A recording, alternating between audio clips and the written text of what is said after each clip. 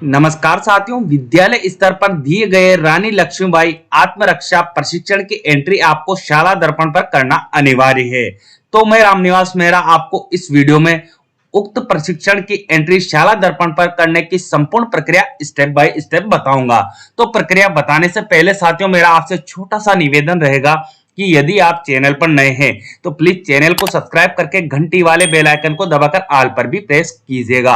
और यदि आपने मेरे चैनल को पहले से सब्सक्राइब कर रखा है तो उसके लिए आपका बहुत बहुत आभार। तो चलिए साथियों, जानते हैं रानी लक्ष्मीबाई आत्मरक्षा प्रशिक्षण की एंट्री शाला दर्पण पर करने की प्रक्रिया।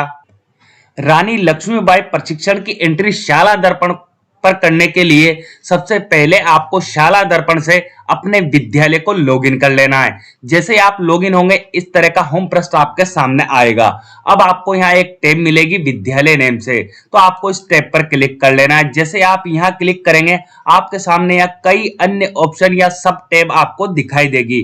तो आपको यहाँ एक सब टैब मिल जाएगी आत्मरक्षा प्रशिक्षण गतिविधि नेम से। जहां मेरा कर्सर जा रहा है वहां आपको देखना है। तो जब आपको ये टैब मिल जाए तो इस पर क्लिक कर लेना है। अब आपके सामने इस तरह की इंफॉर्मेशन खुलकर आएगी। आप जो एंट्री कर रहे हैं वो किस चीज की कर रहे हैं वो आपको यहाँ बताया जाएगा। रानी लक्ष्मीबाई आत्मरक्षा प्रशिक्षण की आप एंट्री कर रहे हैं, आपके सामने ये पेज ओपन होकर आ चुका है। अब आपको यहाँ दिया गया है आगे जानकारी की आवश्यक निर्देश कृपया ध्यान पूर्वक पढ़ें। तो जो निर्देश आपको यहाँ दिए जा रहे हैं उनको आपको ध्यान पूर्वक पढ़ के एंट्री करनी है। तो सबसे पहला निर्देश आपको यहाँ दिया गया है कक्षा 6 से 12 में अध्ययनरत कुल बालिकाओं की संख्या। आपके विद्यालय में 6 से 12 में कुल बालिकाएं कितनी अध्ययनरत है ऑटोमेटिकली शाला दर्पण उन्हें यहाँ आपको बता देगी।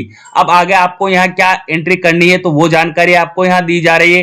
कक्षा 6 से 12 में आत्मरक्षा प्रशिक्षण में प्रतिभागी बालिकाओं की संख्या, जो बालिकाएं आपको यहाँ बताई जा रही है उन बालिकाओं की संख्या अब आपको यहाँ एंटर करनी है जिन्होंने आत्मरक्षा प्रशिक्षण में भाग लिया है।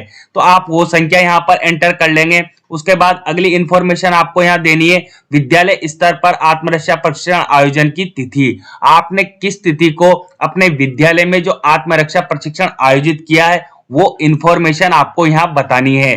तो इसके लिए आपको यहाँ पर डेट सबसे पहले सेलेक्ट करनी होगी। जैसे मैंने यहाँ क्लिक किया है, कैलेंडर बॉक्स मेरे सामने आ चुका है। तो आपको यहाँ सबसे पहले क्या करना है, यहाँ ईयर सेलेक्ट कर लेना है। ईयर आपका ऑलरेडी 2023 रहने वाला है। उसके बाद कौन से महीने में आपने बालिकाओं को आत्मरक्षा प्रशिक्षण दिया है वो महीना आपको यहाँ सिलेक्ट कर लेना है। उसके बाद आपको यहाँ तिथि सेलेक्ट करने के लिए कहा जा रहा है, तो यहाँ आप तिथि सेलेक्ट कर लीजिएगा। इस तरह डेट आपके सामने यहाँ सेलेक्ट होकर आ जाएगी।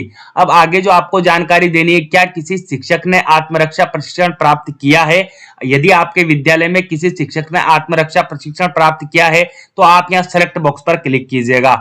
यहाँ आपको दो ऑप्शन देखने को मिलेंगे, हाँ या नहीं। तो यदि किया है तो आप हाँ सेलेक्ट करेंगे और नहीं किया है तो आप नहीं सेलेक्ट करेंगे। मेरे विद्यालय में किया है तो मैंने यहाँ हाँ सेलेक्ट कर लिया है। अब अगली जो जानकारी आपको यहाँ देनी है, आत्मरक्षा प्रशिक्षण प्राप्त करता शिक्षक का नेम आपको बताना है।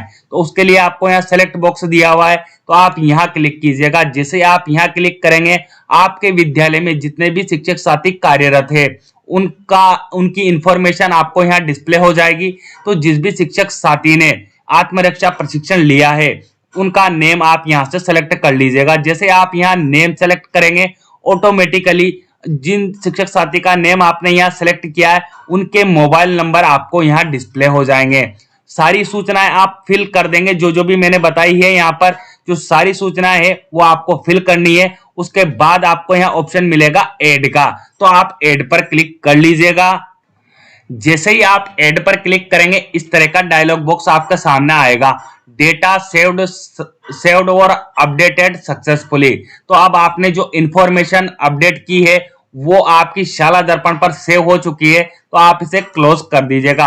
अब आप जो इंफॉर्मेशन आपने शाला दर्पण पर ऑनलाइन की है उस इंफॉर्मेशन को देखना चाहते हैं तो वो इंफॉर्मेशन आपको यहाँ डिस्प्ले हो जाएगी। जो भी इंफॉर्मेशन आपने ऑनलाइन की है वो इंफॉर्मेशन आपको यहाँ डिस्प्ले हो जाएगी। यदि जो आपको ये सूचना यहाँ डिस्प्ले हो रही है इसमें किसी प्रकार की गलती है, आप चेंजेस करना चाहते हैं, तो आपको यहाँ एडिट का बटन दिया हुआ है, आपको यहाँ पर क्लिक करना है। जैसे आप यहाँ क्लिक करेंगे आपके सामने इस तरह का डायलॉग बॉक्स आएगा, are you sure you want to edit this record.